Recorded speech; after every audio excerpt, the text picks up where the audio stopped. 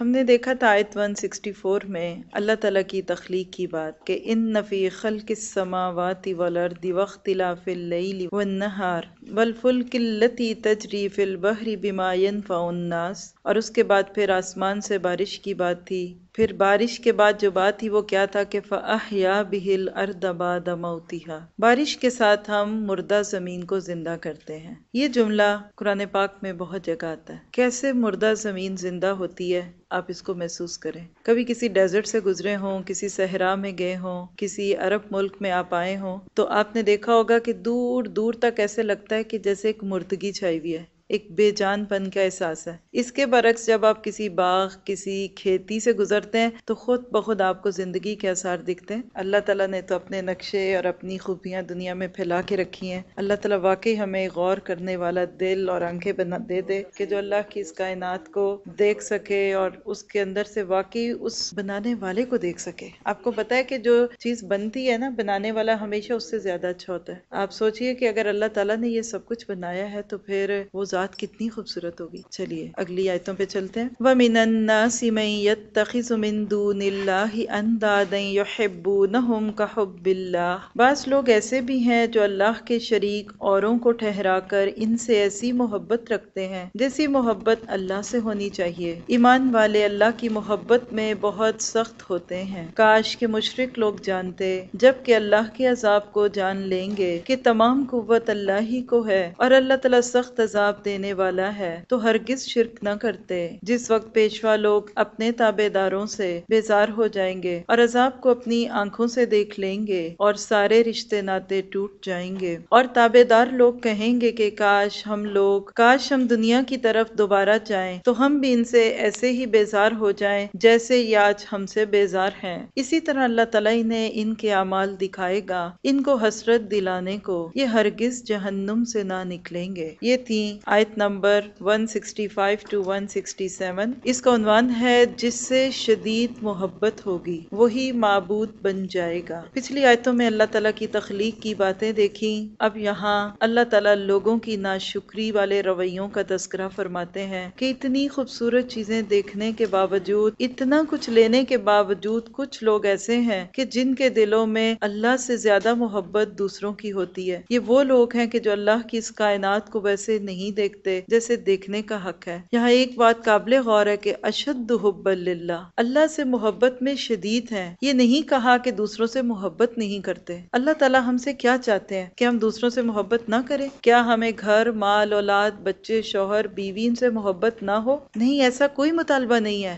صرف مطالبہ کیا ہے کہ سب سے اپر ہینڈ اللہ کی ذات کا ہو. آگے بھی انشاءاللہ سورۃ توبہ میں بھی ایک آیت آئے گی جس سے ہم دیکھیں گے کہ اللہ تعالیٰ نے کتنا زیادہ یعنی اس میں ہمیں چینلائز کر دیا کہ تمہاری محبتوں کا رخ کیا ہونا چاہیے. لیکن ایک محبت ایسی ہوتی ہے کہ جو انسان کو شرک کی طرف مائل کر دیتی ہے. انسان کی فطرت میں ارج ہے، اس کی فطرت کا یہ تقاضا ہے کہ وہ کسی سے محبت کرے. انسان جب اللہ سے وہ محبت نہیں کرتا تو پھر اس کے دل میں کسی اور کی محبت آنے لگتی ہے. وہ کسی غیر کی ہو سکتی، کسی بت کی ہو سکتی، کسی زندہ یا مردہ انسان کی ہو سکتی. دل کبھی خالی نہیں رہتا. جیسے آپ نے دیکھا ہوگا کہ جس گھر میں کوئی، آپ نے سنا ہوگا کہ خالی گھر جنوں کے بسیرے بن جاتے ہیں، بھوت آ جاتے ہیں. جس گھر میں کوئی بہت عرصہ نہ رہے وہاں ایسی عجیب و غریب چیزیں آنے لگتی ہیں. بالکل یہی کیفیت ہمارے دلوں کی ہے. جس دل میں اللہ کی محبت شدید نہیں ہوتی پھر وہاں ضرور ہی شیطانوں کی اور ایسی چیزوں کی محبت آنے لگتی ہے کہ جو انسان کو پھر اللہ کے راستے سے مائل کر دیتے ہیں. انسان ایک کمزور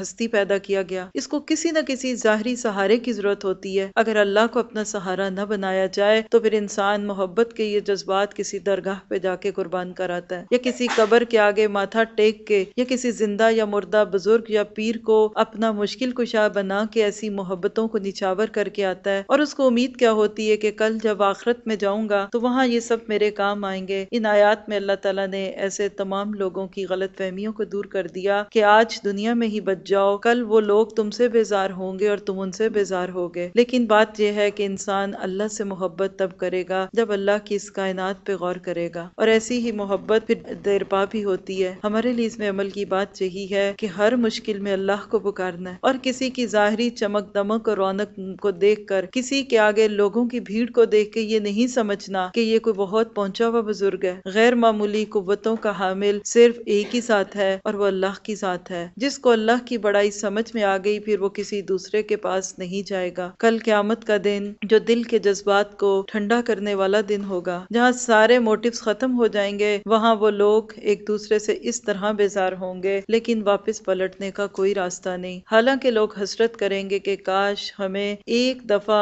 دوبارہ دنیا میں بھیجا جائے تو ہم ان سے ایسے بیزار ہو جائیں جیسے یہ ہم سے بیزار تھے، اور اللہ کرے کہ دنیا میں ہی یہ حقیقت ہم کو سمجھ آ جائے۔ یا ایھا الناس کلوا مما فی الارض حلالا طیبا، لوگو زمین میں جتنی بھی حلال اور پاکیزہ چیزیں ہیں انہیں کھاؤ پیو اور شیطانی راہ پر نہ چلو، وہ تمہارا کھلا ہوا دشمن ہے، وہ تمہیں صرف برائی اور بے حیائی کا اور اللہ تعالیٰ پر ان باتوں کے کہنے کا حکم دیتا ہے جن کا تمہیں علم نہیں۔ وَإِذَا قِيلَ لَهُمُ اتَّبِعُوا مَا أَنزَلَ اللَّهُ، اور ان سے جب کہا جاتا ہے کہ اللہ تعالیٰ کی اتاری ہوئی کتاب کی تابعداری کرو، تو جواب دیتے ہیں کہ ہم تو اس طریقے کی پیروی کریں گے جس پر ہم نے اپنے باپ داداؤں کو پایا، گو کہ ان کے باپ دادا بے عقل اور گم کردہ راہ ہوں۔ کافروں کی مثال تو ان جانوروں کی سی ہے جو اپنے چرواہے کی صرف پکار اور آواز ہی کو سنتے ہیں، یعنی سمجھتے نہیں۔ وہ بہرے گونگے اور اندھے ہیں، انہیں عقل نہیں۔ یہ تھی آیت نمبر 168 سے 171، 168 to 171۔ ان کا عنوان ہے شرک کیا ہے، جذبات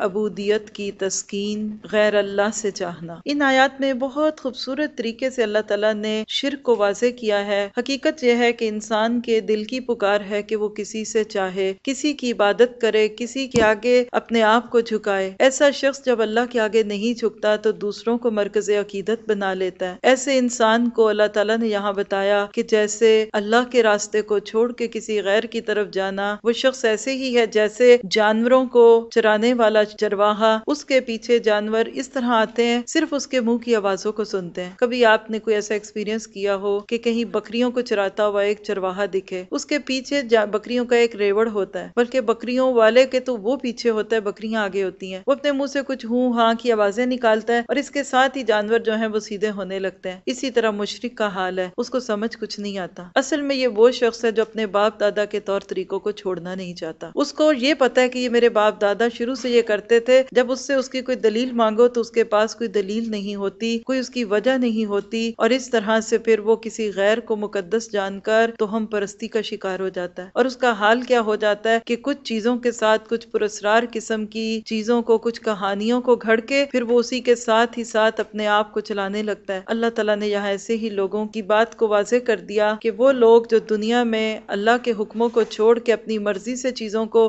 مقدس بنانے والے ہوتے ہیں، ان کا تو یہی حال ہے۔ اس سے پہلے ہم نے دیکھا تھا کہ یا ایھا الناس کلوا مما فی الارض حلالا طیبا، حلال کھانے کی بات ہوئی، اور خطاب ہے یا ایھا الناس سے، اوپن انویٹیشن، کھلا خطاب، کسی کو نہیں کہا کہ یہ ایک کے بات ہے تو دوسرے کی نہیں، کہا یا ایھا الذین آمنوا، ایمان والوں کو کہا، اب یہاں یا ایھا الناس کہا۔ اللہ تعالیٰ مخلوق سے اپنی محبت کی دلیل دے رہا ہے کہ دیکھو اگر تم واقعی اللہ سے محبت کرنے والے ہو یا تم اس کو نہیں بھی مانتے، لیکن حلال کھاؤ گے تو اس سے فائدہ تمہیں خود کو ہی ہوگا۔ اور اس آیت سے یہ بھی پتہ چل گیا کہ اللہ تعالیٰ کھانے سے منع نہیں کرتا، کلو کھاؤ منع نہیں ہے، لیکن کرنا کیا نہیں، وَلَا تَتَّبِعُوا خُطُوَاتِ الشَّيْطَانِ، شیطان کے قدموں کی پیروی نہیں کرنا۔ شیطان کے قدموں کی پیروی کیا ہے کہ حلال کو حرام کر لینا، یا حلال کھا کے حرام کام کرنا، اور جس ذات سے زیادہ لینا اسی کی زیادہ نافرمانی کرنا۔ ہم ذرا سوچیں عملی زندگی میں کہاں شیطان کے قدموں پہ چل رہے ہیں۔ جس دن عام کھاتے ہیں، عام طریقے کی سادہ کھانا کھاتے ہیں، اس دن پھر بھی نماز وقت پہ پڑھتے ہیں، اس دن پھر بھی ہماری زندگی میں ذکر اذکار کا کچھ نہ کچھ تذکرہ ہوتا ہے، لیکن جو ہی جس دن اچھا کھاتے، خوب اچھا کھا پی کے آتے ہیں، اس دن شاید فجر کی نماز بھی ہماری چھٹ جائے۔ کیا انسانوں کی یہ ناشکری نہیں؟ اللہ تعالیٰ کہتے ہیں کھاؤ شکر کرو، کھاؤ گے تو شکر کرو گے، خوب اچھا کھاؤ اور خوب اچھے کام کرو۔ اسلام نہ کھانے سے منع کرتا ہے، نہ پینے سے منع کرتا ہے، نہ اچھا پہننے اور اوڑھنے سے منع کرتا ہے، لیکن اسلام کا تقاضا کیا ہے کہ پھر اچھے بچوں کی طرح اچھے انسان بنو۔ جیسے اپنے بچوں سے تم چاہتے ہو کہ وہ کھا پی کے اپنے آپ کو بگاڑے نہ، اس طرح تم بھی نہ بگڑو۔ اللہ کے نبی صلی اللہ علیہ وسلم کی ایک روایت کا خلاصہ ہے کہ شکر گزار کھانے والا صبر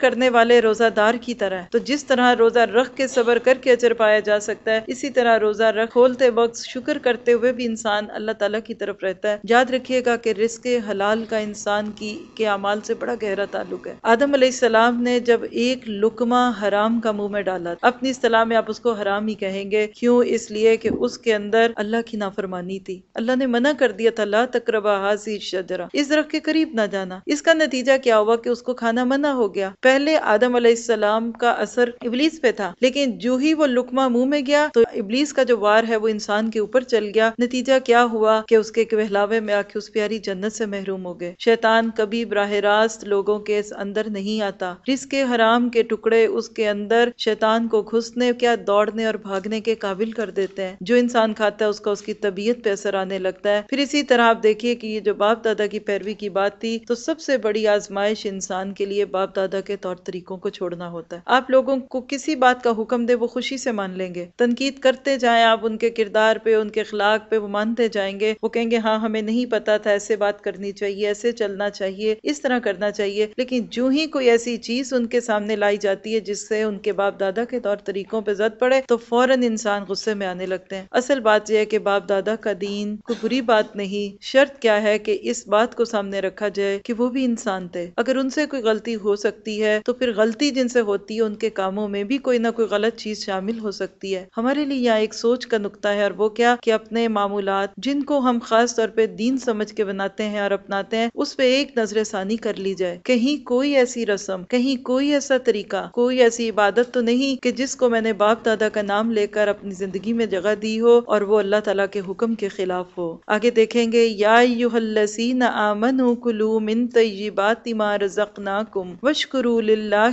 ان کنتم ایاہ تعبدون۔ اے ایمان والو، جو پاکیزہ چیزیں ہم نے تم کو دے رکھی ہیں انہیں خوب کھاؤ اور پیو اور اللہ کا شکر ادا کرو اگر تم خاص اسی کی عبادت کرتے ہو۔ بے شک تم پر مردار، بہایا ہوا خون اور سور کا گوشت اور ہر وہ چیز جس پر اللہ کے سوا دوسروں کا نام پکارا گیا ہو حرام ہے۔ پھر جو مجبور ہو جائے اور حد سے بڑھنے والا ہو تو زیادتی کرنے والا نہ ہو، اس پر ان کے کھانے میں کوئی گناہ نہیں۔ اللہ تعالیٰ بے شک مہربان اور بخشنے والا ہے۔ ان الذین یکتمون ما انزل اللہ من الکتاب، بے شک جو لوگ اللہ تعالیٰ کی اتاری ہوئی کتاب کو چھپاتے ہیں، اسے تھوڑی سی قیمت پر بیچتے ہیں، یقین مانو کہ وہ اپنے پیٹ میں آگ بھر رہے ہیں۔ قیامت کے دن اللہ تعالیٰ ان سے بات نہ کرے گا، نہ انہیں پاک کرے گا، بلکہ ان کے لیے دردناک عذاب ہے۔ یہ وہ لوگ ہیں جنہوں نے گمراہی کو ہدایت کے بدلے اور عذاب کو مغفرت کے بدلے خرید لیا۔ یہ لوگ آگ کا عذاب کتنا برداشت کرنے والے ہیں۔ ان عذابوں کا باعث یہی ہے کہ اللہ تعالیٰ نے سچی کتاب اتاری اور اس کتاب میں اختلاف کرنے والے یقیناً دور کے خلاف میں ہیں۔ یہ تھی آیت نمبر 172 سے 176، 172 سے 176۔ اس کا عنوان ہے حرام کو حلال کہہ کر ناشکری نہ کرو۔ اللہ تعالیٰ انسان سے جو تقاضا کرتا ہے وہ کیا ہے کہ انسان کھاتے پیتے ہوئے اللہ کا شکر اور اس کی اطاعت کرے۔ جب ایک چیز اللہ کے حکم سے حلال چیز کو ہم اپنے پیٹ میں ڈالتے ہیں تو یقیناً شکر اور اطاعت کے جذبات دل میں ابھرتے ہیں، لیکن جب لوگ خود ساختہ عقیدوں کے تحت کچھ چیزوں کو حلال اور حرام یا حرام کو حلال یا حلال کو حرام کر دیتے ہیں تو پھر اللہ کے شکر کے جذبات جو ہے وہ دل میں نہیں ابھرتے، بلکہ اس کے برعکس دوسروں کے تقدس کے جذبات ابھرتے ہیں۔ اس کو آپ دیکھ لیجئے کہ جب ہم نیچرل ورلڈ میں رہتے ہیں تو ہمیں اللہ سے قربت محسوس ہوتی ہے، جب ہم آرٹیفیشل دنیا میں رہتے ہیں تو ہمیں دوسرے لوگ اچھے لگتے ہیں۔ کھلی چھت کے نیچے سوئیں گے تو اللہ سے محبت ہوگی، آسمان کو دیکھیں گے، ستاروں کو دیکھیں گے، بادلوں کو دیکھیں گے، لیکن جب ہم اپنی خوبصورت فینسی چھتوں کے نیچے سوتے ہیں تو اس وقت ہمارا کیا حال ہوتا ہے؟ ہم سوچتے رہتے ہیں یہ کس کمپنی کی بنی ہوئی ہے، کس بلڈر کا بنا ہوا یہ گھر ہے، یہ فانوس کہاں سے آیا، یہ لائٹ کس نے دی۔ نتیجہ کیا ہوا کہ وہ دل کے تار جو اللہ سے جڑنے تھے وہ وہاں سے کٹ کے غیروں کے ساتھ جڑنے لگے، اور آہستہ آہستہ انسان مٹیریلسٹک اپروچ رکھتا ہے، پھر انسان مادہ پرستی کا شکار ہونے لگتا ہے۔ ایسے ہی لوگ پھر اپنے عقائد کے اندر ایسی چیزیں شامل کرتے ہیں۔ کل کے دور میں تو لوگ بتوں کے نام پہ جانوروں کو حلال اور حرام قرار دیتے تھے، آج کا انسان اللہ تعالیٰ کے حلال کو حرام کرنے کے کئی چور دروازے اختیار کر لیتا ہے۔ نتیجہ کیا نکلتا ہے کہ وہ واضح چیزیں جن کو اسلام میں کئی سالوں سے لوگ حرام سمجھتے آئے، آج کے دور میں یہ کہہ کر حرام حلال کر لیا جاتا ہے کہ آج کے دور میں تو پک کا گوشت پاک ہے۔ یہ تو تب کی بات تھی جب وہ گندا ہوتا تھا، آج کے دور میں تو شراب جو ہے وہ بہت پاک ہے، وہ تو مشینوں میں بنتی ہے، پہلے تو اس کے اندر سڑاند ہوتی تھی، اور اس طرح کی باتیں کر کر کے ان لوگ بہت ساری چیزیں حلال کرتے ہیں۔ کبھی یہ کہہ دیا جاتا ہے کہ ہم خود تو نہیں پیتے، ہم تو دوسروں کو پلاتے ہیں، چلیں ہم نہیں پلائیں گے تو کیا دوسرے تو نہیں کیا پئیں گے، اور اس طرح کے کام کر کر کے انسان اللہ کے حرام کو حلال قرار دینے لگتا ہے۔ تو یاد رکھیے گا کسی چیز کے حرام ہونے کے لیے اصل چیز جو ہے وہ اللہ کا حکم ہے۔ یہی بات بہت کافی ہے کہ یہ میرے رب نے حرام قرار دی، بس اس کے بعد یہ سوچنا کہ اس کے خواص کیا ہیں، اس کے انگریڈینٹس کیا ہیں، اس کے نقصان یا نفع کیا ہے، یہ الگ بات ہے۔ یہاں ہم نے 4 چیزوں کا ذکر دیکھا۔ المیتہ، میتہ کہتے ہیں وہ جانور جو خود بخود مر جائے، ذبح سے پہلے مرنے والا جانور۔ پھر دم، دم کہتے ہیں خون کو، اور کون سا خون؟ دم مسفوح، سورۃ الاعراف سورۃ الانعام میں آئے گا، دم مسفوحا، اور رگوں میں بہتا ہوا خون۔ اگر ہم ایک ایک چیز کو سائنٹیفکلی دیکھنا چاہیں، کچھ چیزیں یہاں دیکھ سکتے ہیں، کچھ آگے جا کے انشاءاللہ، بلکہ ان سورۃ مائدہ میں آپ کو ڈیٹیل سے دکھایا جائے گا کہ کیوں منع ہے۔ یہاں بس اتنا ہی کافی ہے، یہ ہمارے رب کا حکم ہے، بس اس سے آگے مجھے نہیں پوچھنا، یہ میرے رب کی بات ہے۔ کیونکہ آگے اللہ تعالیٰ نے سزا بہت بڑی سنائی کہ دیکھو میں تم سے کلام نہیں کروں گا، دیکھو میں تمہیں گناہوں سے پاک نہیں کروں گا اگر تم نے اللہ کے حلال کو حرام قرار دیا۔ ہم دیکھ رہے ہیں کہ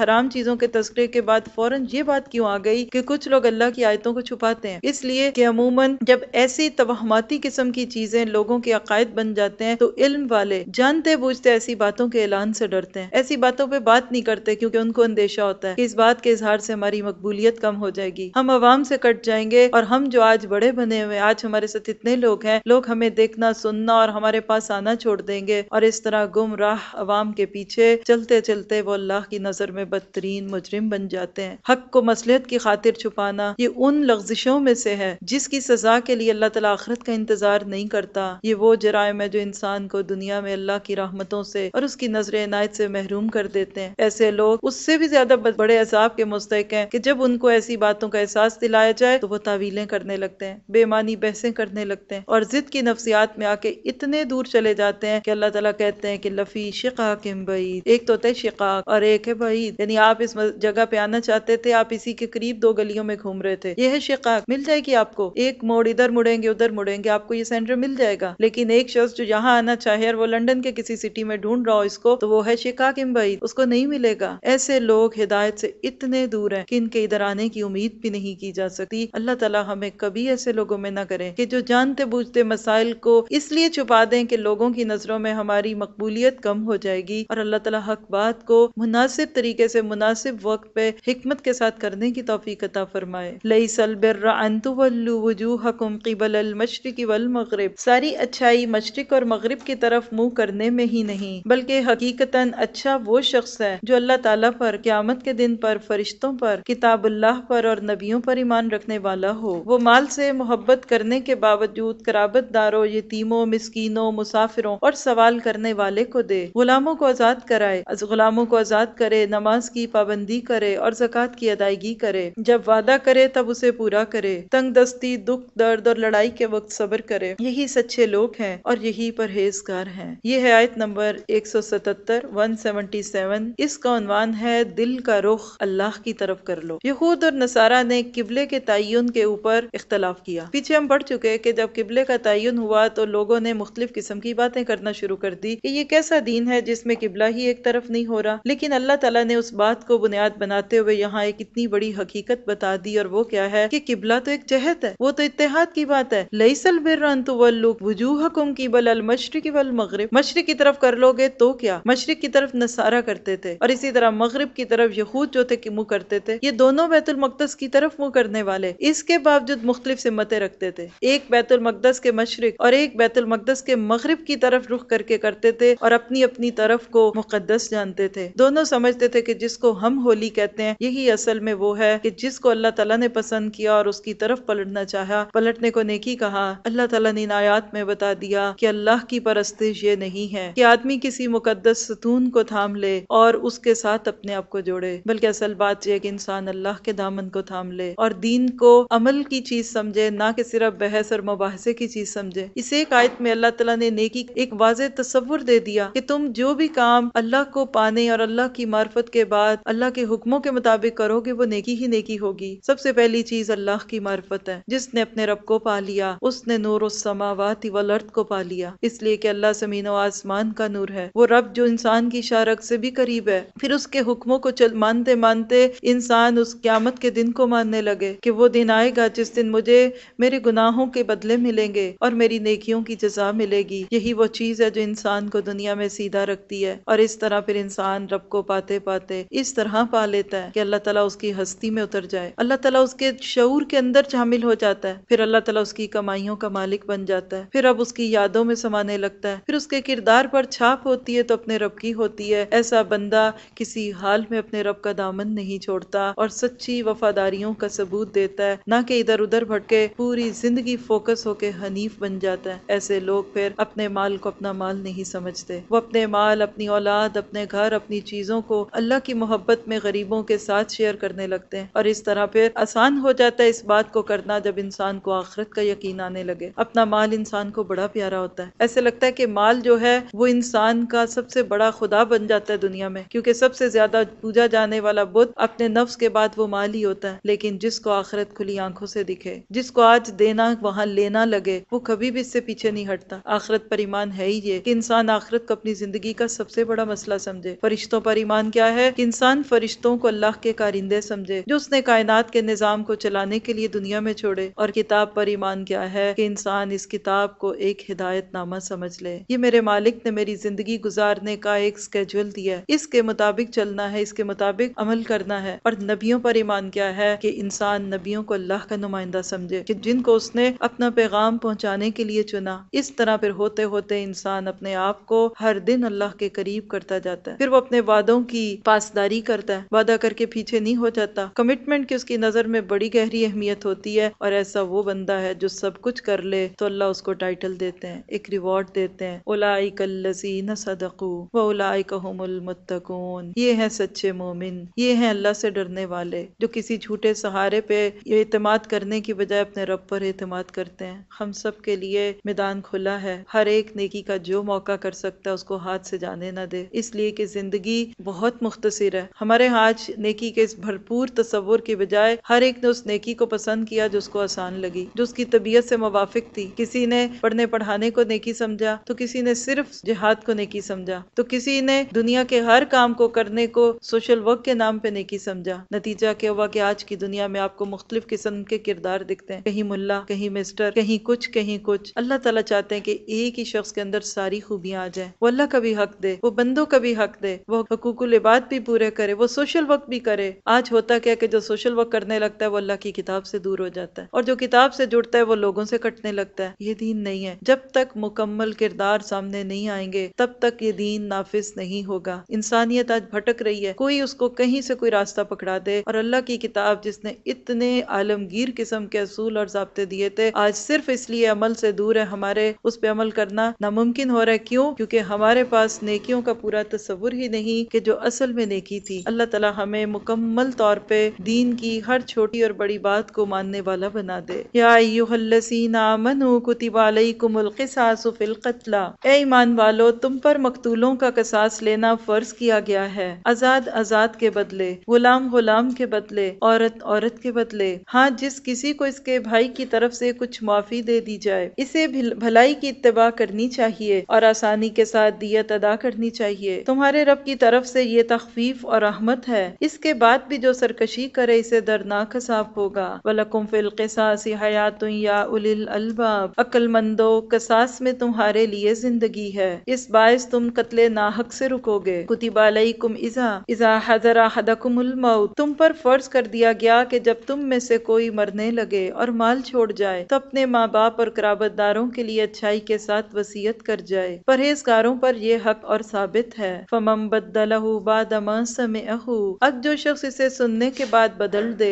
اس کا گناہ بدلنے والے پر ہوگا۔ واقعی اب جو شخص اسے سننے کے بعد بدل ڈالے اس کا گناہ بدلنے والے پر ہوگا۔ واقعی اللہ تعالیٰ سننے والا اور جاننے والا ہے۔ ہاں جو شخص وصیت کرنے والے کی جانبداری یا گناہ کی وصیت کر دینے سے ڈرے بس وہ ان میں آپس میں اصلاح کرا دے تو اس پر گناہ نہیں، اللہ تعالیٰ بخشنے والا اور مہربان ہے۔ یہ تھی آیت نمبر 178 سے 182، 178 سے 182۔ اس کا عنوان ہے انسانیت کے لیے زندگی بخشنے والے اصول۔ ان آیتوں میں موت کی دو صورتوں کو ڈسکس کیا گیا، ایک ہے قصاص اور دوسری ہے وصیت۔ قصاص کیا ہے؟ کیپٹل پنشمنٹ، جس کو اسلام نے اتنے خوبصورت طریقے سے متعارف کرایا کہ قتل جب کوئی کسی کو کرتا ہے، اگر اس کو اس بات کا شعور ہوگا کہ جو آج میں نے کسی کے ساتھ کیا کل میرے ساتھ بھی یہی ہوگا، تو کبھی وہ قتل کی طرف نہیں بڑھے گا، اور اس طرح دوسرے قتلوں کی حوصلہ چکنی ہو جائے گی، کیونکہ انسان کو اپنی جان کے جانے کا خوف دوسروں کی جان لینے سے روک لیتا ہے، نتیجے میں سب کی جانیں محفوظ ہوتی ہیں، اور اس طرح ایک قاتل کے قتل سے پورے معاشرے کے لیے زندگی کی ضمانت پیدا ہو جاتی ہے۔ اس کے برعکس دوسری طرف جن کے گھر سے کوئی مرتا ہے مقتول، اس کے گھر والوں کے جذبہ انتقام کو ٹھنڈا کرنے کے لیے اللہ تعالیٰ نے بلڈ منی کی بات دے دی کہ وہ مر گیا، وہ چلا گیا، وہ واپس نہیں آئے گا، چلو تم اس کو کچھ مال دے دو، جس کے نتیجے میں ایک تو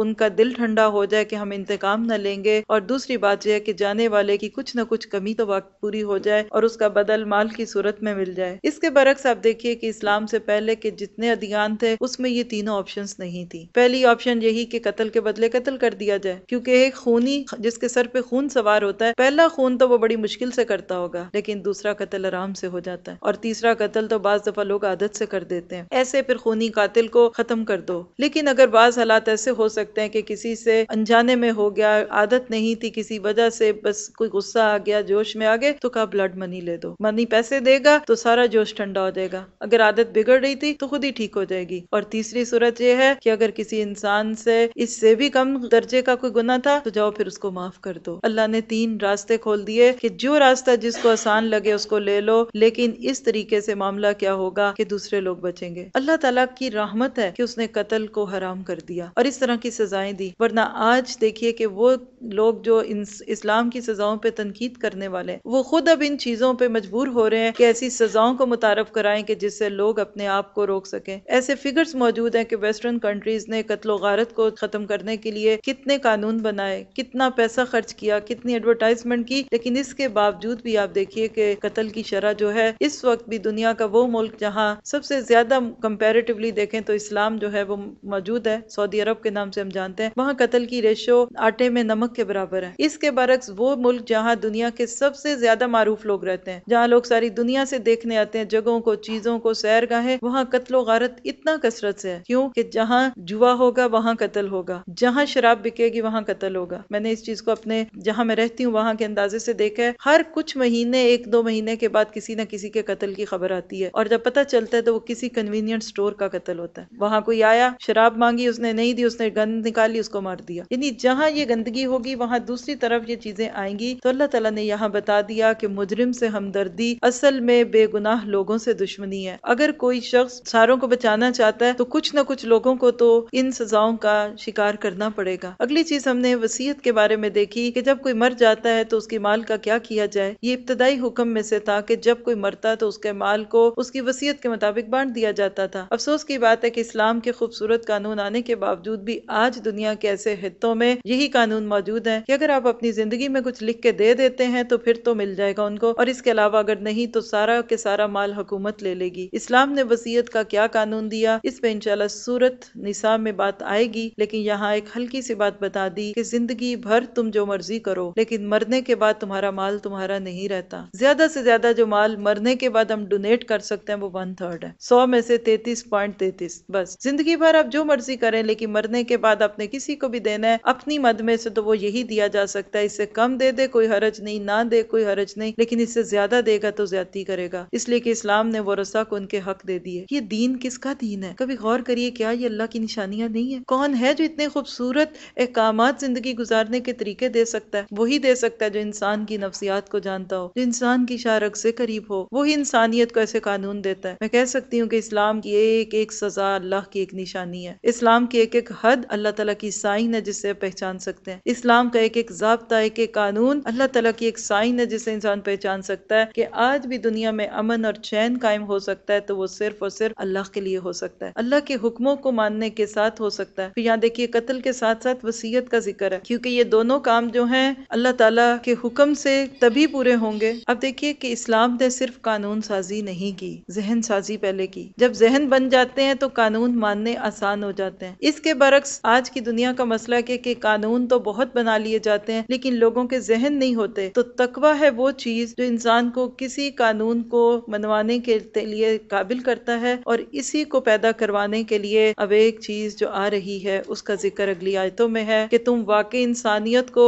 خوشی دینا چاہتے ہو، انسانیت کے لیے سکون کا اہتمام کرنا چاہتے ہو تو کیا کرو، ان کے دلوں میں تقویٰ پیدا کرو، اور تقویٰ پروڈیوس کرنے والی مشین کا کیا نام ہے؟ روزہ۔ اس کا تذکرہ اگلی آیتوں میں آتا ہے، یا ایھا الذین الذین آمنوا کتب علیکم الصیام، اے لوگو جو ایمان لائے ہو، تم پر روزے رکھنا فرض کیا گیا جس طرح تم سے پہلے لوگوں پر فرض کیے گئے تھے تاکہ تم تقوی اختیار کرو۔ گنتی کے چند ہی تو دن ہے، لیکن تم میں سے جو شخص بیمار ہو یا سفر میں ہو تو وہ اور دنوں میں گنتی پوری کر لے، اور اس کی طاقت رکھنے والے فدیے میں ایک مسکین کو کھانا دیں۔ پھر جو شخص نیکی میں سبقت کرے وہ اسی کے لیے بہتر ہے، لیکن تمہارے حق میں بہتر کام روزے رکھنا ہی ہے اگر تمہیں علم ہے۔ شہر رمضان الذی انزل فیہ القرآن، ماہ رمضان وہ ہے جس میں قرآن اتارا گیا، جو لوگوں کو ہدایت کرنے والا اور جس میں ہدایت کی اور حق و باطل کے تمیز کی نشانیاں ہیں۔ تم میں سے جو شخص اس مہینے کو پائے اسے روزہ رکھنا چاہیے، ہاں جو بیمار ہو یا مسافر ہو اسے دوسرے دنوں میں یہ گنتی پوری کرنی چاہیے۔ اللہ تعالیٰ کا ارادہ ہے تمہارے ساتھ آسانی کرنے کا، سختی کا نہیں۔ وہ چاہتا ہے کہ تم گنتی پوری کر لو اور اللہ کی دی ہوئی ہدایت پر اس کی بڑائیاں بیان کرو۔ وَلَعَلَّكُمْ تَشْكُرُونَ، اور تاکہ تم اس کا شکر ادا کرو۔ یہ تھی آیت نمبر 183 سے 185، 183 to 185۔ ان کا عنوان ہے مومن کی تو ساری زندگی ہی روزہ ہے۔ یہاں پہلی بار روزے کا تذکرہ آیا ہے۔ یہ اسلام کی وہ خوبصورت عبادت ہے جو سال میں بھی ایک ہی دفعہ آتی ہے، اور قرآن پاک میں بھی اس کا تذکرہ ایک ہی جگہ ہے۔ اگر کسی نے اس موقع پہ اس کو نہ سمجھا تو ہو سکتا ہے کہ پھر وہ باقی مواقع پر بھی اس کو نہ سمجھ سکے۔ روزہ کیا ہے؟ روزہ دو چیزوں کی تربیت کرتا ہے، ایک شکر کی اور ایک تقوی کی۔ کھانا پانی اللہ کی نعمتیں، عام حالات میں ہمیں اس چیز کا اندازہ نہیں ہوتا کہ یہ کتنی بڑی نعمتیں ہیں، لیکن روزہ رکھنے کے بعد جب دن بھر کھانے اور پانی سے رکنے کے بعد انسان کو سورج ڈوبنے کے وقت جب پانی ملتا ہے اور کھانا ملتا ہے، اس وقت اس کو پتہ چلتا ہے کہ یہ کتنی بڑی نعمتیں ہیں، اور اس وقت پھر اس کے دل میں شکر کے جذبے پیدا ہوتے ہیں۔ اسی کے ساتھ ساتھ روزہ تقوی کی تربیت کرتا ہے۔ وہ کیسے؟ کہ سارا دن ہے آپ کا فریج بہترین کھانوں سے بھرا ہوا ہے، آپ کے کچن میں بہترین خوشبوئیں آ رہی ہیں، لیکن آپ چکھتے بھی نہیں۔ آپ باتھ روم میں جاتے ہیں، وہاں پانی موجود ہے، آپ پی لیں کوئی دیکھے گا بھی نہیں، آنکھ بچا کے پی لیں کوئی کچھ نہیں کہے گا، لیکن سارا دن آپ تقوی سیکھتے ہیں، اور افطاری کے وقت آپ شکر سیکھتے ہیں۔ یہ دو چیزیں جس نے سیکھ لی اس کو ساری زندگی گزارنی آ جائے گی۔ پھر اس کو پتہ چلے گا کہ مومن کی زندگی تو ایک روزے کی زندگی ہے۔ 11 مہینے مانوی روزہ ہے اور ایک مہینہ حقیقی روزہ ہے۔ اس ایک مہینے میں اللہ تعالیٰ حلال سے دور کرواتا ہے تاکہ تمہیں باقی 11 مہینوں میں حرام سے رکنا آ جائے۔ اگر آج تم اللہ کے حکم سے حلال کو چھوڑ سکتے ہو تو کیا پھر کل تم حرام سے نہیں رکو گے؟ اور اس تقوی کی پرورش کے اندر ایک اور چیز فائدہ دیتی ہے، اور وہ ہے اللہ کا قرآن۔ قرآن پاک بندے کے اوپر اللہ کا انعام ہے، اور روزہ بندے کے اوپر اس انعام کی عملی تصویر ہے۔ جو بندہ روزے کی حالت میں قرآن سے جڑ جاتا ہے وہ اللہ کا شکر بھی ادا کرتا ہے اور صبر اور تقوی بھی سیکھتا ہے۔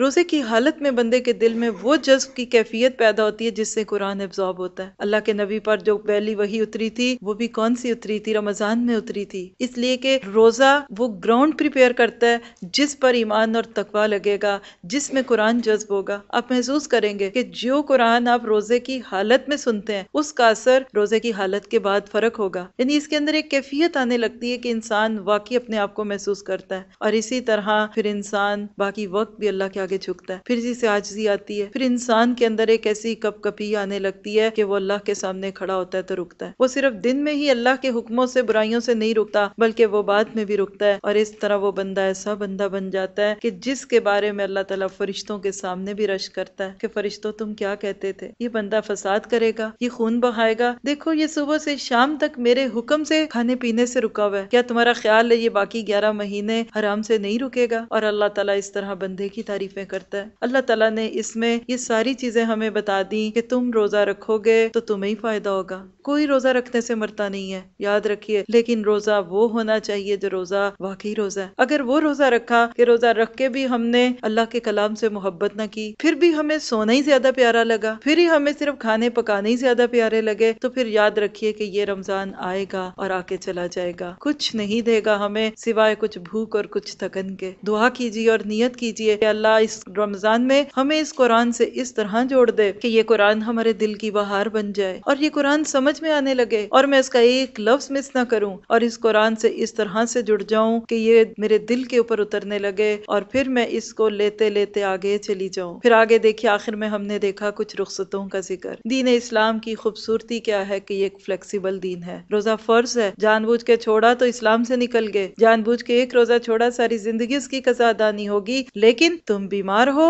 ومن کان مریضا، تم بیمار ہو چھوڑ دو۔ جیسے ماں پیار سے بچے کو کہتی ہے بیٹا تمہارا سر گرم لگ رہا ہے تم روزہ چھوڑ دو، یہ تو ایک ماں کی محبت ہے، وہ 70 ماں سے زیادہ پیار کرنے والا رب کہتا ہے یہ لوگوں میں نے تمہیں مشکل میں تو نہیں ڈالنا، یرید اللہ بکم اليسر ولا یرید بکم العسر، تنگی میں نہیں ڈالتا، تم روزہ چھوڑ سکتے ہو، سفر پہ جا رہے ہو، مشکل لگتا ہے، ایک مقصد کے تحت روز سفر کرنے لگے ہو، پھر اگر وہاں بھوک لگ گئی، سر میں درد ہو گئی، کام نہیں ہوگا، کوئی بات نہیں تم روزہ چھوڑ دو، ہاں لیکن یاد رکھنا والی تکملوا العدہ، بعد میں پورا کر لینا۔ کیوں پورا کر لینا؟ اس لیے کہ تمہارا نیکیوں کا گراف کم نہ ہو جائے، کہیں ایسا نہ ہو کہ کل قیامت کے دن تم حسرت کرو کہ کیا میرا حال ہوگا اور میں کس طریقے سے یعنی نیکیوں سے محروم ہو گئی۔ فاستبقوا الخیرات کی جو کیفیت ہے وہ رکھتے ہی رکھو، اس لیے اللہ تعالیٰ نے ہمیں یہ خوبصورت پیغام دیا۔ اور اسی طرح پھر رمضان کے تذکرے کے دوران ایک اور خوبصورت دعا کا تذکرہ، ایک خوبصورت بات، اور وہ کیا ہے؟ دعا، اس کا تذکرہ اگلی آیتوں میں آ رہا ہے وَإِذَا سَأَلَكَ عِبَادِي عَنِّي فَإِنِّي قَرِيبٌ، جب میرے بندے میرے بارے میں آپ سے سوال کریں تو آپ کہہ دیں کہ میں بہت ہی قریب ہوں، ہر پکارنے والے کی پکار کو جب کبھی وہ مجھے پکارے قبول کرتا ہوں۔ اس لیے لوگوں کو بھی چاہیے کہ وہ میری بات مان لیا کریں اور مجھ پر ایمان رکھیں، یہی ان کے لیے بھلائی کا باعث ہے۔ روزے کی راتوں میں اپنی بیویوں سے ملنا تمہارے لیے حلال کیا گیا، وہ تمہارا لباس ہیں اور تم ان کے لباس ہو، تمہاری پوشیدہ خیانتوں کا اللہ تعالیٰ کو علم ہے، اس نے تمہاری توبہ قبول فرما کر تم سے درگزر فرما لیا، اب تمہیں ان سے مباشرت کی اور اللہ کی لکھی ہوئی چیز کو تلاش کرنے کی اجازت ہے، تم کھاتے پیتے رہو یہاں تک کہ صبح کا سفید دھاگا سیاہ دھاگے سے ظاہر ہو جائے، پھر رات تک روزے کو پورا کرو اور عورتوں سے اس وقت تک مباشرت نہ کرو جبکہ تم مسجدوں میں اعتکاف میں ہو، یہ اللہ کی حدود ہیں، تم ان کے قریب بھی نہ جاؤ۔ اس طرح اللہ تعالیٰ اپنی آیتیں لوگوں کے لیے بیان فرماتا ہے تاکہ وہ بچیں۔ اور ایک دوسرے کا مال ناحق نہ کھایا کرو، نہ حاکموں کو رشوت پہنچا کر کسی کا کچھ مال ظلم و ستم سے اپنا کر لیا کرو، حالانکہ تم جانتے ہو۔ یہ تھی آیت نمبر 186 سے 188، 186 سے 188۔ اس کا عنوان ہے وہ تمہاری سنتا ہے تم بھی تو اس کی سنو۔ یہاں ہم نے دیکھا کہ بندہ روزہ رکھ کے جب اپنے رب کو پکارتا ہے تو رب کو اس پہ کتنا پیار آتا ہے۔ روزہ اپنی نوعیت کے اعتبار سے صبر کا عمل ہے، اور صبر اللہ کے حکم کو ماننے کا نام ہے، برداشت کا نام ہے۔ جب بندہ اللہ کے حکموں کو مانتے مانتے صبر کرنے کا عادی ہو جاتا ہے تو اللہ اس کے قریب ہو جاتا ہے۔ ایسے دل سے جب پکار اٹھتی ہے، رب کو پکارتا ہے یا اللہ، یا ربی، یا رحمان، یا رحیم، یا مالک، یا قدوس، تو اللہ تعالیٰ ان الفاظ کو فوراً قبول کر لیتا ہے، اور ایسا شخص پھر اللہ کا قرب پا لیتا ہے، اپنا آپ اللہ کے حوالے کر دیتا ہے۔ اسی لیے کا فَلْيَسْتَجِيبُوا لِي وَلْيُؤْمِنُوا بِي، اور ایسا شخص جب زبان سے لفظ نکالتا ہے آسمانوں پہ اس کے لفظ پہنچتے ہیں اور اللہ تعالیٰ اس کی بات کو پورا کر لیتا ہے۔ اللہ تعالیٰ نے اسی کا تذکرہ کر دیا کہ جب میرے بندے میرے بارے میں تم سے پوچھیں تو کہہ دو کہ میں قریب ہوں۔ آپ اس قربت کو محسوس کر سکتے ہیں۔ رب بندے کے قریب کب ہوتا ہے؟ جب بندہ رب کے قریب ہوتا ہے۔ آپ جتنے خشوع اور خضوع اور شعور کے ساتھ دعا مانگیں گے اتنی آپ کی دعا جلدی قبول ہوگی۔ حدیث میں آتا ہے کہ اللہ تعالیٰ غافل دل کی دعا قبول نہیں کرتا۔ آپ دعا کرتے رہے اور آپ کا ذہن کہیں اور ہے، دوسرے دعا کر رہے ہیں اور آپ پیچھے بس آمین آمین کہہ رہے ہیں بغیر سوچے سمجھے، وہ دعا نہیں ہے، وہ تو ایک قسم کی ایکسرسائز ہے جو آپ کرتے ہیں۔ اصل دعا وہ ہے جو آپ کے دل سے نکلے۔ ہمارے ہاں ایک عموماً رواج پڑ گیا، دوسروں کو کہتے ہیں اپنے میرے لیے دعا کرو، کر دے گا کوئی، وہی اسی کی لگے گی جس کے بھی دل سے نکلے گی۔ دعائیں مانگی نہیں جاتی، یا دوسروں کو یہ نہیں کہا جاتا کہ دعائیں ہمارے لیے کریں، بلکہ دعائیں لی جاتی ہیں۔ ایسے کام کریں کہ دوسرا خود آپ کے لیے دعا مانگے، اس کے دل سے جو آپ کے لیے دعا نکلے گی وہ فائدہ ہوگا، ورنہ آپ جو مرضی کہتے رہے، آپ کے دل سے نہیں نکلی، اگلے کے دل سے نہیں نکلے گی، وہ بات کیسے رب تک پہنچے گی؟ شرط یہاں ایک دے دی کہ تم بھی تو رب کی سنو۔ کیا آج ایسا نہیں ہے کہ ہم چاہتے ہیں کہ اللہ ہماری ہر بات مانے پر ہم اس کی نہ مانے؟ ہم کہ اللہ یہ دے دے، اللہ کے حاضر، اللہ بیٹا دے دے حاضر، اللہ مال چاہیے یہ لے لو، اللہ گھر چاہیے لے لو، اور اللہ ہم سے تھوڑا سا وقت مانگے تو ہم سوچ میں پڑ جاتے ہیں، تھوڑا مال مانگے تو ہم سوچنے لگتے ہیں، اللہ تعالیٰ ہم سے ہماری اولاد مانگے تو ہم کہتے ہیں لو اب ان کو کیا اللہ کے راستے میں لگا دیں گے تو پھر یہ تو پتہ نہیں ہمارے کام کے ہی نہیں رہیں دیں گے؟ یہ سوال ہے۔ ہم جتنا رب کے راستے میں آئیں گے، ہم جتنا رب کو دیں گے انشاءاللہ اتنا ہی وہ ہم کو دے گا، اور اللہ کی ذات دیتے دیتے نہیں تھکتی۔ پھر اس کے بعد ایک بڑی خوبصورت بات ہم نے ان آیات میں دیکھی، اور وہ کیا ہے؟ ہن لباس لکم وانتم لباس لہن۔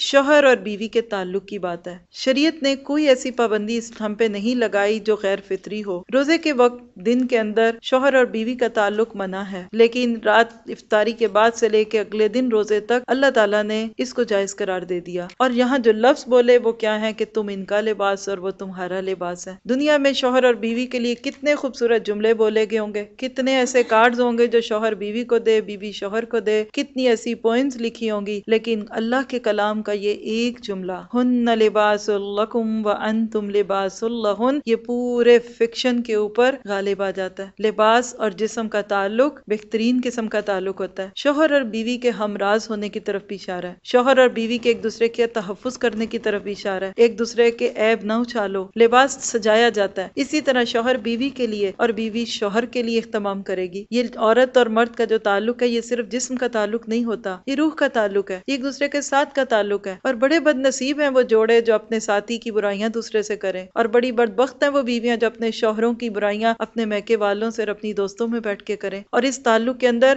اتنی آڑ ہونی چاہیے کہ جیسے کوئی لباس اپنے جسم کے عیب دوسرے کو نہیں بتاتا، اسی طرح ہمیں بھی اپنے عیب دوسروں کو نہیں بتانے۔ اسی طرح آپ دیکھیے کہ لباس جو ہوتا ہے وہ جسم کے قد کاٹ کے برابر ہوتا ہے۔ آپ بڑے ہیں تو چھوٹا لباس پہنیں گے تو معیوب لگے گا، ایک چھوٹے بچے کو آپ بڑا لباس پہنا دیں تو معیوب لگے گا۔ اسی سے بھی شوہر اور بیوی کے رشتے میں کف لفظ بولتے ہیں اس کو، یعنی برابری ہونی چاہیے۔ حدیث میں آتا ہے کہ جب تم رشتے ڈھونڈو تو برابری دیکھا کرو، اگر ایک طرف ایک چیز ہے تو دوسری طرف اسی کا سائملٹینیس ہو۔ ٹھیک ہے، ان چیزوں کو صرف تم ایک اپنی بنیاد نہ بنا لو کہ یہی تمہارا معیار بن جائے کہ تم عورتوں اور لڑکیوں کو اس طرح دیکھو جیسے گائے بھینسوں کو دیکھا جاتا ہے، اور ان کی ناک اور پتلی کمر اور اس کے قد کو دیکھو، لیکن کچھ نہ کچھ برابری ہونی چاہیے۔ اس طرح ذہنی موافقت بھی ہونی چاہیے۔ اگر لڑکا دیندار ذہن کا ہے تو پھر لڑکی اگر آپ اس کو بالکل بے دین لے دیں گے تو خطرہ تو یہ ہے کہ وہ بھی اس طرف لڑک جائے گا۔ پھر اسی طرح باقی تمام چیزیں ہیں، لیکن یہ ہے کہ یہ لباس کا اور شوہر اور بیوی کا آپس کا تعلق ایک بہت گہرا معنی رکھتا ہے۔ اللہ تعالیٰ جوڑوں کو اس چیز کی توفیق دے کہ وہ ایک دوسرے کے لیے واقعی اسی طرح کے بن جائیں کہ جس طرح ایک لباس اپنے پہننے والے کے لیے ہوتا ہے۔ پھر اگلی چیز اس میں ہم نے دیکھی اعتکاف کے بارے میں۔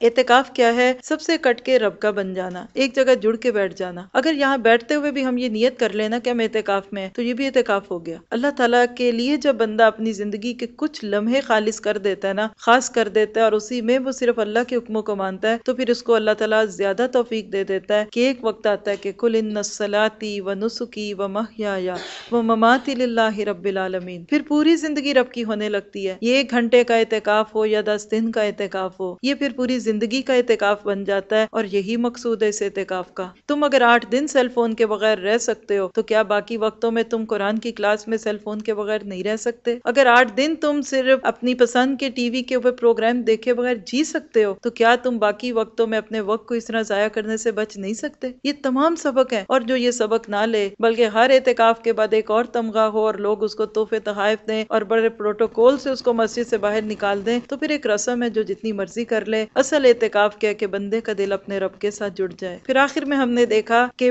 روزے کے حکم کے فوراً بعد یہ آیت کیوں آ گئی کہ وَلَا تَأْكُلُوا أَمْوَالَكُمْ بَيْنَكُمْ بِالْبَاطِلِ، کہ آپس میں ایک دوسرے کے مال باطل طریقے سے نہ کھاؤ، ناجائز مال نہ کھاؤ۔ کیوں؟ روزے نے یہی سکھایا تھا کہ وہاں حلال سے رکے ہو، اب یہاں حرام سے رک جاؤ۔ جو بندہ روزے میں اللہ کے کہنے پہ حلال سے رک سکتا ہے پھر وہ باقی وقتوں میں حرام سے کیوں نہیں رک سکتا؟ مومن کی زندگی ایک روزے دارانہ زندگی ہوتی ہے، اس کو ساری عمر کچھ نہ کچھ چیزوں سے افطار کرنا پڑتا ہے اور کچھ چیزوں سے مستقل طور پر روزہ رکھنا ہوتا ہے، اور رمضان اسی کی تربیت کا مہینہ ہے۔ روزہ ایک محتاط زندگی اور پرمشقت عمل کا سبق دیتا ہے۔ بندہ اللہ تعالیٰ کا عبادت گزار بن کے رہے اور تقویٰ کی سطح پر اس طرح جیے کہ میرا رب مجھے دیکھ رہا ہے، اور یہ سب کچھ ملتا ہے قربانیوں کی سطح پہ۔ جو اللہ کے لیے قربانی نہیں کر سکتا وہ اللہ کا قرب نہیں حاصل کر سکتا۔ اللہ تعالیٰ ہمیں اپنے راستے میں اپنی من پسند چیزوں کو قربان کرنے کی توفیق عطا فرمائے۔ یسألونک عن الأہلہ، لوگ آپ سے چاند کے بارے میں سوال کرتے ہیں، آپ کہہ دیجئے کہ یہ لوگوں کی عبادت کے وقتوں اور حج کے موسم کے لیے ہے۔ احرام کی حالت میں اور گھروں کے پیچھے سے آنا کچھ نیکی نہیں، بلکہ نیکی والا وہ ہے جو متقی ہو، اور گھروں میں تو دروازوں سے آیا کرو اور اللہ سے ڈرتے رہو تاکہ تم کامیاب ہو جاؤ۔ وقاتلوا فی سبیل اللہ الذین یقاتلونکم ولا تعتدوا، لڑو اللہ کی راہ میں ان سے جو لڑتے ہیں تم سے، اور زیادتی نہ کرو، اللہ تعالیٰ زیادتی کرنے والوں کو پسند نہیں کرتا۔ انہیں مارو جہاں بھی پاؤ، اور انہیں نکالو جہاں سے انہوں نے تمہیں نکالا، اور سنو، قتل یعنی فتنہ قتل سے زیادہ سخت ہے، اور مسجد حرام کے پاس ان سے لڑائی نہ کرو جب تک کہ یہ خود تم سے نہ لڑیں، اگر یہ تم سے لڑیں تو تم بھی انہیں مارو، کافروں کا بدلہ یہی ہے، اگر یہ باز آ جائیں تو اللہ تعالیٰ بخشنے والا مہربان ہے۔ ان سے لڑو جب تک کہ فتنہ نہ مٹ جائے اور اللہ تعالیٰ کا دین غالب نہ آ جائے، اگر یہ رک جائیں تو تم بھی رک جاؤ، اور زیادتی تو صرف ظالموں ہی پر ہے۔ یہ تھی آیت نمبر 189 سے 193۔ اس کا عنوان ہے دین کا عامل بننے کے ساتھ ساتھ دین کے مجاہد بھی بنو۔ ان آیات میں اللہ تعالیٰ نے چاند کے گھٹنے بڑھنے کو بنیاد بنا کر ہمیں ایک بہت گہری حقیقت سمجھا دی، اور وہ کیا ہے کہ چاند کو نہ پوجو بلکہ اللہ کو پوجو۔ عرب والوں میں چاند کے گھٹنے اور بڑھنے کے ناطے سے کچھ وہم پائے جاتے تھے، کچھ رسومات تھی، مثلا بڑھتے چاند کی تاریخوں کو خوش بختی کی تاریخیں کہتے، کوئی کام کرنا ہوتا، کوئی شادی بیاہ، کوئی کسی کا لین دین کرنا ہوتا تو ان تاریخوں میں کرنا پسند کرتے، اور جب 14 تاریخ کے بعد چاند گھٹنا شروع ہو جاتا تو اس کو گھٹتے چاند کی تاریخیں کہہ کے منحوس قرار دیتے۔ اللہ تعالیٰ نے اس عقیدے کا یہاں رد کر دیا کہ چاند اللہ کی مخلوق ہے، ربی و ربک اللہ، چاند تیرا اور میرا رب اللہ ہے۔ چاند کے گھٹنے اور بڑھنے سے کسی کو کوئی فرق نہیں پڑتا، کسی کی تقدیر پہ چاند گرہن سے، سورج گرہن سے فرق نہیں پڑتا۔ اللہ کے نبی کی زندگی میں ایک موقع پہ آپ کے بچے کا انتقال ہوا تو اس کے بعد سورج یا چاند گرہن ہو گیا تو لوگوں نے محبت میں اور جوش میں آ کے کہنا شروع کر دیا کہ آپ کے غم میں تو چاند یا سورج جو ہے وہ غمزدہ ہے اور اس میں گرہن لگ گیا، تو اب نے فوراً خطبہ دیا کہ لوگوں، یہ چاند اور سورج اللہ کی نشانیوں میں سے نشانی ہے، کسی کی موت اور کسی کی زندگی سے ان کو کوئی فرق نہیں پڑتا۔ آج دیکھا جائے تو 1400 سال سے زائد عرصہ گزرنے کے بعد امت مسلمہ میں بھی ایسے ہی کچھ خرافات آنے لگے کہ ایسے دنوں کو شادی کرنے کے لیے اور گھر لینا ہے دینا ہے اس کے بارے میں صحیح نہیں سمجھتے۔ بعض کہتے ہیں کہ پریگننٹ خواتین سے لوگ پوچھتے ہیں کہ اچھا اگر چاند بڑھنے کی تاریخوں میں تمہاری ڈیلیوری ڈیٹ ہے تو دیکھنا بیٹا ہوگا، اور اگر چاند گھٹنے کی تاریخ ہے تو بیٹی ہوگی۔ یہ کیسی باتیں ہیں؟ یہ کس نے آپ کو دین دیا؟ یہ اجازت کس نے دی؟ اپنی مرضی سے دین کو بناتے ہیں۔ پھر ایک اور بری رسم تھی، ان کی بدعت تھی یہ بھی کہ جب احرام باندھ لیتے تو کہتے کہ اب ہمارے اور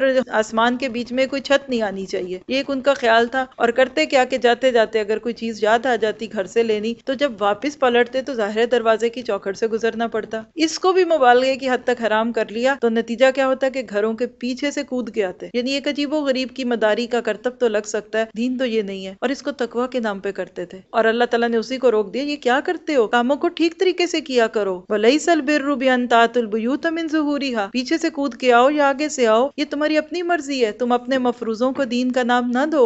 اللہ نے کام صحیح طریقے سے کرنے کا حکم دیا ہے۔ دینداری یہ نہیں ہے کہ انسان اس طرح کے ظاہری آداب بنا لے اور اس کو دین کے، اصل دین کیا ہے کہ بندہ رب سے ڈرے اور اللہ کی حدوں کو نبھائے۔ پھر اسی کے بعد آگے جہاد کی باتیں ہیں۔ اللہ تعالیٰ مومن کو دین پر عمل کرنے کے ساتھ ساتھ دین کے مجاہد بنانے کی طرف بھی توجہ دلاتے ہیں۔ یہاں سے جہاد کی جو بات ہے جو اللہ کے نبی کے دور میں پیش آیا اور مکہ والوں پر اتمام حجت کے بعد آپ کے عہد رسالت کو نہ ماننے کے جواز میں اب کہا کہ ٹھیک ہے 13 سال انہوں نے تمہیں تنگ کیا، اب تم بھی ان سے بدلہ لے سکتے ہو، لیکن ان سے پوچھو کہ یہ جو بات کرتے ہیں جہاد کی اور قتال کی، کیا اللہ تعالیٰ کے نبی کے ساتھیوں کو یہ پسند تھا؟ نہیں۔ آج اسلام پہ ایک الزام لگایا جاتا ہے اور وہ کیا ہے کہ صحابہ کرام نعوذ باللہ خون کے پیاسے تھے، اور اس طرح کی باتیں اور اس طرح کی باتیں کی جاتی ہیں، حالانکہ حقیقت یہ کہ اللہ تعالیٰ ایسی آیتوں میں یہاں یہ لا رہے ہیں کہ تمہیں نہیں بھی یہ چیزیں اچھی لگتی لیکن پھر بھی تم اس کو ضرورت کے وقت پہ جائز قرار دے سکتے ہو۔ وہ آگے آیت آئے گی انشاءاللہ، اس کے ساتھ ہم مزید دیکھیں گے، لیکن یہاں لفظ فتنے پہ غور کریں گے۔ یہاں بات آئی ہے فتنے کی، اللہ فتنہ ختم کرنا چاہتا ہے، اور فتنہ کس کو کہتے ہیں کہ بندے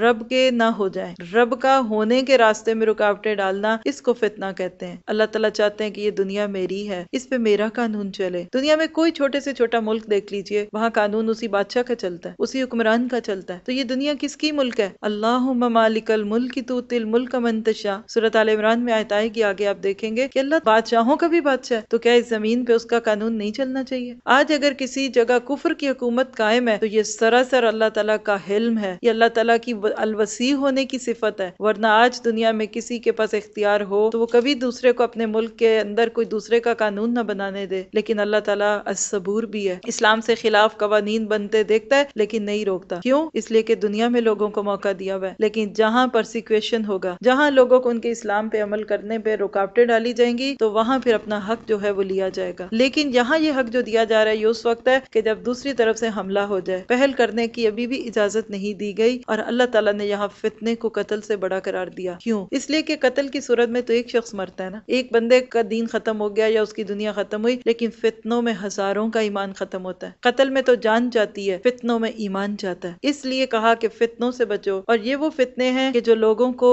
دین سے روکتے ہیں۔ اور یہاں یہ بھی یاد رکھیے کہ یہ سارے احکامات میدان جنگ کے ہیں، یہ ایسے احکامات نہیں کہ باہر جائیں اور کسی کو اس کے گھر کے باہر بیٹھا دیکھے اور مار دیں، کسی کو گروسری سٹور میں دیکھے تو مار دیں۔ احکامات جو ہوتے ہیں ان کی جگہ پہ دیکھے جاتے ہیں۔ یہ تو وہ لوگ تھے جو 13 سال کی تبلیغ کے بعد نہیں مانے، پھر ان کو کہا آپ جاؤ ان سے لڑو، جو تبلیغ سے نہ مانے اس کو جنگ سے منواؤ تاکہ اسلام نافذ ہو۔ ہم نے ابھی تک تبلیغ کا حق تو ادا نہیں کیا، ہم نے ساری دنیا میں اسلام کا پیغام تو بھی پہنچایا نہیں، ہم کیسے لوگوں کو مارنے کی بات کر سکتے ہیں؟ اسلام کیا چاہتا ہے کہ تلوار اٹھانے سے پہلے قلم اٹھاؤ، پہلے لوگوں کے ذہنوں کو مسخر کرو، پہلے ان کو اسلام کا خوبصورت پیغام تو دو، پھر ان کے ساتھ بات کرو۔ تم اپنے نبی کے کردار کو خوبصورت بنا کے پیش تو کرو، پھر ان کے کارٹون بننے پہ تم احتجاج کرو۔ آج ہم نے ری ایکشن کی پالیسی کو پکڑ لیا۔ یاد رکھیے گا، ایک درخت جس سے آدم علیہ السلام کو منع کیا گیا تھا، شجر ممنوع، وہ جنت میں تھا، کہ اللہ نے کہا تھا لا تقربا هذه الشجرہ۔ اسی طرح اس دنیا میں بھی ایک شجر ممنوع ہے، اور وہ کیا ہے کہ مسلمان کو ایگریشن سے بچایا گیا، کہ تم جارحیت پسند نہ ہو جاؤ۔ تمہارا پیغام دنیا میں محبت پھیلانے کا، تم اپنے حصے کے کام کر کے تو دیکھو۔ آج جو کافر تمہیں مار رہے ہیں اصل میں وہ تو اپنا حق لے رہے ہیں تم سے، وہ تو اس غصے میں تمہیں مار رہے ہیں کہ تم نے ان کو اسلام نہیں دیا۔ تم نے ان کو اسلام دیا ہوتا تو کیا وہ تمہیں ایسے چھوڑ دیتے؟ اور تاریخ میں دیکھ لیجئے کہ جب لوگوں نے لوگوں کو اللہ کا پیغام نہیں دیا تو پھر انہی کتابوں میں آگ لگائی گئی۔ ہلاکو خان نے جب حملے کیے تھے اس نے مسلمانوں کی لائبریریوں کو آگ لگا کے اور اسی کے اندر جلوایا تھا، اور اسی طرح علماء کی کھوپڑیوں کے مینار بنے تھے۔ تاریخ کو پڑھ کے دیکھیے، جب مسلمان علم سے کٹتا ہے، جب مسلمان اس کتاب سے کٹتا ہے تو یاد رکھیے دشمنوں کے حوصلے بلند ہوتے ہیں۔ آج اگر دشمن کا حوصلہ بلند ہے تو اس حوصلے کو توڑنے کے لیے آپ کو اٹامک انرجی نہیں کافی، اس کے لیے آپ کو ویپنز نہیں کافی، اس کے لیے ایک ایک بچے کے ہاتھ میں کتاب آئے، قلم آئے، وہ قلم جس کی قسمیں اللہ نے کھائیں، والقلم وما یسطرون، وہ حکم جس کا پہلی وحی میں حکم تھا اقرأ باسم ربک الذی خلق، پڑھو اللہ کے نام کے ساتھ۔ اس نام کو بلند کرنا شروع کر دیں۔ جو جہاں بیٹھا ہوا ہے اپنے لوگوں کی تڑپ دل میں لے لے کہ میں نے ان کو اللہ کی کتاب سے جوڑنا ہے، اور یہی کتاب ہے جو لوگوں کے دلوں میں پھر تقویٰ بھی بھرتی ہے، اور اس کے بعد پھر انسان آگے سے آگے بڑھتا جاتا ہے۔ ورنہ یاد رکھیے الٹی طرف سے گھڑی چلائیں گے تو کبھی صحیح وقت نہیں دکھ سکے گا۔ اللہ کرے کہ ہم اللہ کے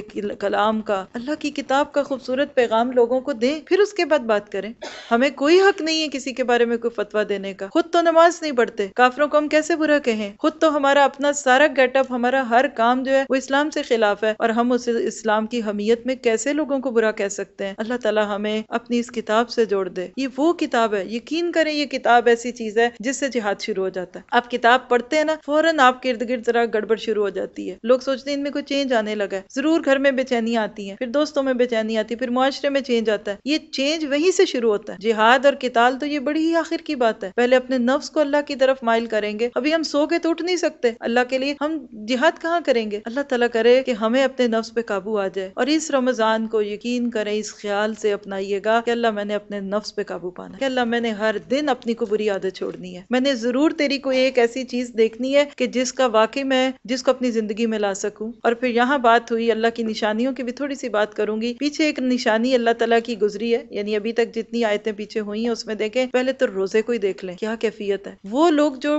اپنے موٹے وزن سے بدتنگ آئے ہوتے ہیں نا، ڈائٹنگ کے نام پہ چھوڑتے ہیں، وہ بھی آنکھ چرا کے نا منہ میں ایک مٹھائی کی ڈلی ڈال ہی لیتے ہیں۔ سچ ہے، شوگر پیشنٹ ہے، سارے گھر والے ان کی پرہیز پہ لگے ہو نا، تو وہ چپکے سے جا کے نا فریج میں سے ایک چیز ڈال ہی لیتے ہیں۔ کیا یہ روزہ اللہ کی نشانی نہیں ہے؟ کس کا احساس ہے؟ اللہ کا احساس ہے نا، تو اس کو بھی اب سائنس آف اللہ تعالیٰ میں لکھیں گے۔ پھر اس کے بعد دیکھیے قرآن، یہ قرآن تو اللہ کی پیاری نشانی ہے۔ پچھلے نبیوں کو جو معجزات دیے وہ وقتی طور پہ ہوتے تھے، اور اس کے بعد جب وہ ختم ہو جاتے وہ معجزے ختم۔ جیسے موسیٰ علیہ السلام کا عصا تھا یا ید بیضا تھا، وہ ختم ہو گیا، آج اس کا کوئی نشان نہیں۔ حضرت عیسیٰ علیہ السلام کے جو معجزے ہیں آگے سورۃ آل عمران میں تذکرہ آئے گا، ختم ہو گئے۔ لیکن قرآن اللہ کے نبی کا معجزہ ہے کہ جو رہتی دنیا تک لوگوں کے دلوں کو مسخر کرے گا. آپ اس کی گواہی دے سکتے ہیں. آج ہم اس 14ویں صدی کے بعد 15ویں صدی میں اس کو پڑھ رہے ہیں. کیا آپ کو ابھی تک جتنی آیتیں پڑھی لگا کہ یہ آؤٹ ڈیٹڈ ہے؟ آپ کو یہ اولڈ فیشن کتاب لگی؟ آپ کو یہ اساطیر الاولین لگی؟ نہیں لگی. اور میں ہر سال پڑھاتے ہوئے اس کے اندر سے ایک نیا رنگ لیتی ہوں. میں کہتی ہوں اللہ تعالیٰ یہ کیا معجزے ہیں، یہ بات پچھلے سال کہاں تھی، یہ میرے اس دماغ میں کیوں نہیں آئی جو مجھے اس دفعہ سمجھ آ گئی. یہ ہے اس کا معجزہ ہونا. پھر اسی طرح آپ دیکھیے کہ شوہر بیوی کا تعلق یعنی شادی نکاح، یہ بھی ایک نشانی ہے. اس پہ انشاءاللہ ہم تفصیل اس کی سورہ روم میں کریں گے اللہ نے چاہا. پھر اس طرح یہاں ایک اور نشانی ہے وہ دیکھ لیجئے، اور وہ کیا ہے؟ اہلہ، چاند کا گھٹنا اور بڑھنا. سبحان اللہ کہنے کو دل چاہتا ہے. یہ باہر تو ایک لگی ہوئی ہے جنتری، اس کو تو ہم دیکھتے ہی کم ہے. ہمارے تو پردے اتنے گہرے ہیں کہ ہمیں تو چاند کے چڑھنے اور اترنے کا اور اس کی تاریخوں کا نہیں پتہ چلتا. ہم نے تو چاند کی بھی تاریخ دیکھنی ہوتی ہے تو ہم کمپیوٹر سے یا ٹی وی سے دیکھتے ہیں. ہم تو وہ جنتری جو اللہ تعالیٰ نے کھلے آسمان پہ رکھ دی تھی اس کو بھی نہیں ہم محسوس کرتے. ہم باقی کہاں جا کے دیکھیں گے؟ لیکن حقیقت یہ ہے کہ یہ چاند، یہ سورج، یہ ستارے، یہ ایک ایک چیز اللہ سبحانہ تعالیٰ کی نشانیاں ہیں جو اس دنیا میں پھیلی ہوئی ہیں. انہی میں سے اب ایک چیز آگے آ رہی ہے